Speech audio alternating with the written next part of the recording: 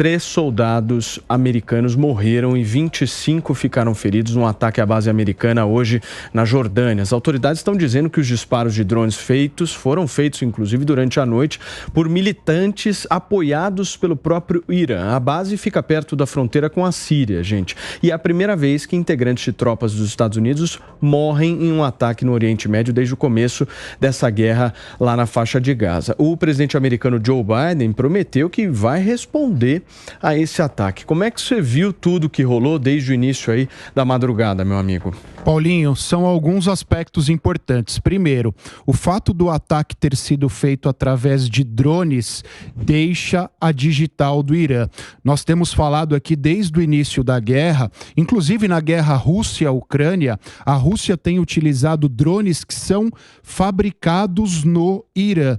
Então, já demonstra que muito provavelmente esse ataque, não sei qual foi a razão, ainda não há ninguém assumindo esse ataque, mas muito provavelmente foi praticado através de instrumentos produzidos no Irã. Em segundo lugar, a inserção dos Estados Unidos nessa disputa Israel e demais países do Oriente Médio. Nós também falamos aqui em inúmeras oportunidades que os Estados Unidos são apoiadores de primeira hora de Israel. Então, diante de toda a situação com a qual nós nos deparamos lá, há um ataque aos Estados Unidos, o que é um problema especialmente para o Joe Biden. A reação dele demonstra a preocupação que ele tem com o Oriente Médio e os efeitos que a situação do Oriente Médio podem levar às eleições que ele disputará agora em 2024. O Kawaguchi, esse ponto do Acácio é importantíssimo, né? Como é que repercute isso na eleição americana? Afinal de contas, a disputa está acirrada entre Trump e Biden. Exatamente. A gente tem o Trump, por exemplo, ele tem uma política de Estados Unidos não ser, entre aspas, a polícia do mundo, ou seja, que ele não precisa se interferir aí em outros conflitos. Mas Israel é um grande aliado dos Estados Unidos. Então ficaria, mesmo para o Trump vencendo, ficaria muito difícil para ele não se envolver nesse tipo de conflito. Mas o que eu queria chamar a atenção é que isso mostra a consolidação de um eixo de resistência.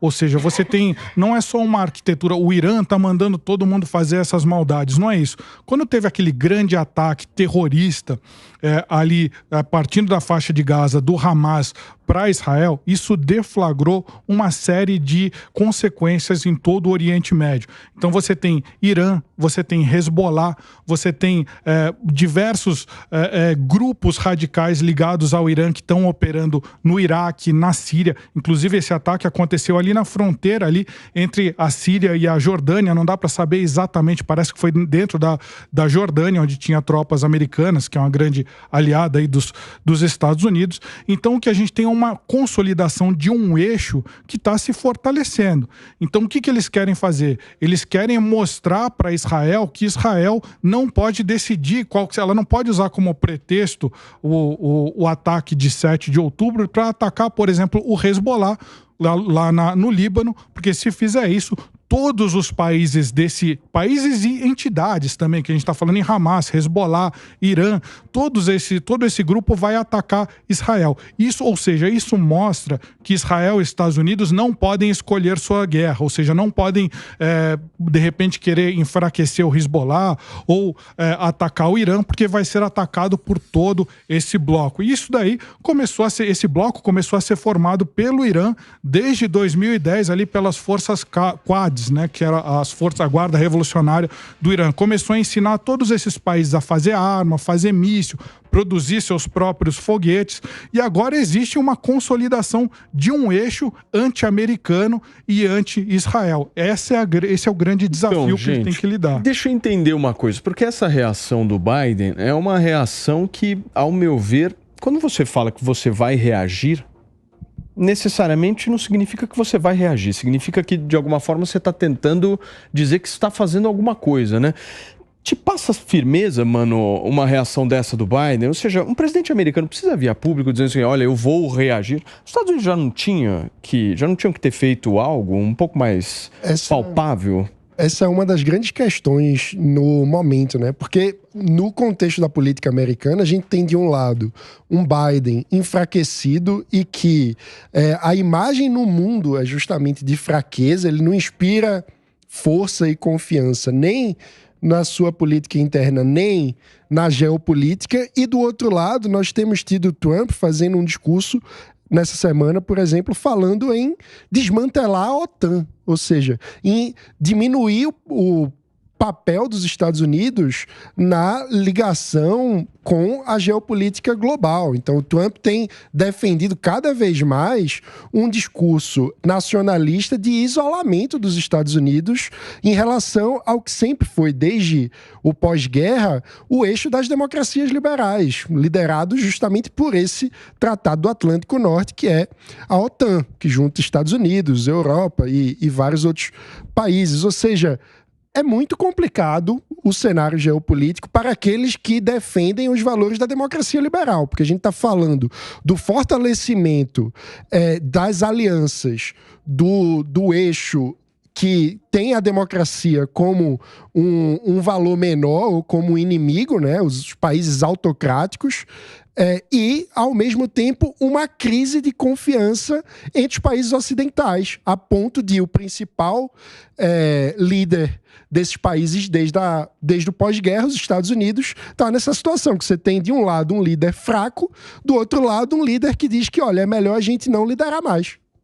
Agora, o PP, você não acha que isso enfraquece ainda mais o Biden na disputa com o Trump? Porque o Biden tem um calcanhar de Aquiles, eu acho, não sei vocês, que é a área internacional, né? Essa é a principal, assim, que o Trump vai surfar na onda. Vou resgatar o que aconteceu, inclusive, no Afeganistão recentemente, né? Como é que você vê isso, hein, meu amigo? Posso só fazer inclusive, o quê, Cássio? As primárias republicanas estão sendo pautadas única e exclusivamente por discussões geopolíticas. Não, o Trump vai surfar nessa onda, o PP. Tem uma questão que eu acho interessante, que é o seguinte, né? A narrativa dos republicanos em geral trazem no debate público dos Estados Unidos e do mundo que o mundo era mais pacífico quando o Trump estava no poder, não é? Haja vista que depois que o Trump saiu, tivemos duas grandes guerras, a guerra Rússia contra a Ucrânia e a guerra Israel contra Hamas. Então essa é uma narrativa que encontra um respaldo prático, né? As pessoas no mundo todo veem que o mundo todo está confuso, o Oriente Médio, vários conflitos internos estão acontecendo, guerra civil no Iêmen, ou seja, o mundo realmente naquela região ali está cada vez mais em ebulição. Então esse discurso do Trump e dos republicanos acabam realmente protegendo e trazendo esse significado para a discussão interna dos Estados Unidos. Agora, o que vocês esquecem, mano, você foi brilhante o que você colocou aqui até agora, né? Mas tem um ponto que eu acho principal, que o pessoal esquece, né? Apesar do Trump, ele buscar no discurso o isolacionismo dos Estados Unidos, né? O Trump fez a maior guerra, que não foi uma guerra militar, mas foi uma guerra econômica e política contra a China, não é? A busca dos Estados Unidos por interdependência da China e a China olhando os Estados Unidos também buscando ter independência em relação a ela, né, também, fez com que o mundo ficasse economicamente completamente diferente, não é? Então, assim, o fato do Trump discursar dizendo que quer sair da OTAN, que não vê mais importância da OTAN, que de fato realmente a OTAN, quando você vê hoje em dia, não é? A Rússia, apesar de ser uma potência militar, ela não tem aquela potência econômica como ela era antigamente, tecnológica como era antigamente, né? Então, o que o Trump fez com a China, né, tem uma consequência de guerra também, né? Os juros estão altos no mundo todo por conta dessa política do Trump, a inflação está alta no mundo todo por conta dessa política do Trump, ou seja, o Trump não está ignorando a geopolítica, não, né? O mundo está diferente, o mundo está completamente muito mais complexo do que era antigamente. Então, você, quando pega os tabuleiros das eleições dos Estados Unidos, você vê claramente que tem dois grandes movimentos, né? O Biden buscando realmente a importância dos Estados Unidos no cenário mundial e o Trump buscando a mesma importância, mas por outras medidas. Se o Trump conseguir, por exemplo, fazer com que a fábrica de microcondutores, de chips, saia de Taiwan e vão para os Estados Unidos, isso é uma guerra, não é militar, mas é uma guerra econômica sem precedente no mundo todo. Vai mudar completamente a configuração do mundo. O PP, eu já estava achando que o Trump era franco favorito na eleição desse ano, mas eu acho que esse fato de hoje coloca ele ainda mais na dianteira. Vocês não acham? Como é que vocês veem isso, Renato? Concordo, ele é favorito. Claro, lembrando que ele ainda está disputando as prévias do Partido Republicano contra Nikki Haley, que é a única pré-candidata que sobrou na disputa contra o Trump, e ela tem de visão geopolítica uma visão muito mais parecida com a do Biden, né, do que com a do Trump ou de outros pré-candidatos que o Partido Republicano tinha. Então ele ainda tem que vencer primeiro essa etapa e depois ir para a eleição contra o Biden, e hoje ele é o franco favorito. E quanto mais essas guerras continuarem ebulindo, né, ao redor do mundo, isso só favorece o Trump. O discurso que o PP fez aqui é muito correto. E esse é o slogan da campanha do Trump, né, do American First. O que eles defendem é que os recursos do contribuinte americano fiquem nos Estados Unidos e que ele não seja utilizado, por exemplo, na Ucrânia ou em outros países, que é uma visão que hoje o Biden acaba sendo pioneiro nisso, né?